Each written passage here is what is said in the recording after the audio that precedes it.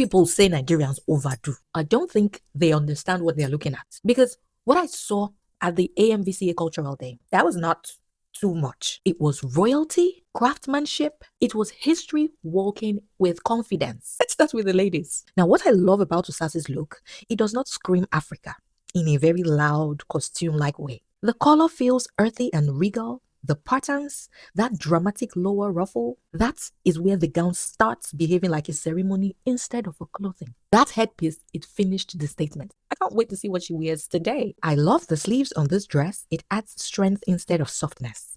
The headpiece seals the authority of this look. The body of this dress is sculpted so precisely that it almost feels painted on her. The cowries running down the center creates this beautiful vertical illusion. The animal print-inspired detailing gives the outfit this fierce, almost warrior-like energy. Those sleeves and then the headpiece, the type that makes you automatically assume she belongs to a royal bloodline. This might honestly be one of the strongest looks because this is no longer just fashion. This is storytelling in motion. The first thing that grabs you is obviously that waterfall illusion running through the center of the dress. Then the train. Oh my gosh. The train literally looks like rocks, earth, cliffs, nature, erosion, like she emerged from an African sacred river. The headpiece did well not to compete, but complement. The first thing that pulls you into this look is obviously that deep royal red paired with gold detailing. That combination alone already feels expensive, regal, and commanding. The embroidery work, it's heavy, detailed, and dramatic, but still control. This look took a completely different route. The raffia detailing, the blue adire fabric, the shell necklace, the head wrap, the fringe details, nothing feels overdone. The color palette is honestly one of the strongest parts of this outfit, and I love how the fabric changes character from top to bottom.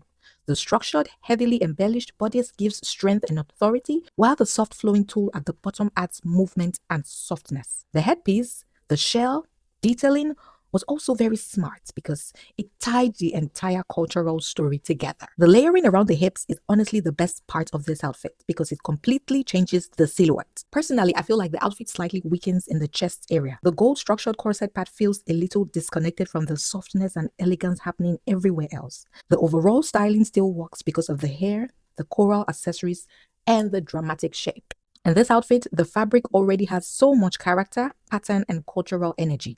Yet, the red beading still managed to enter the room and establish its own authority without fighting the print. This outfit, contrast between the structured red corset and the soft white wrapper is what really sold the look for me.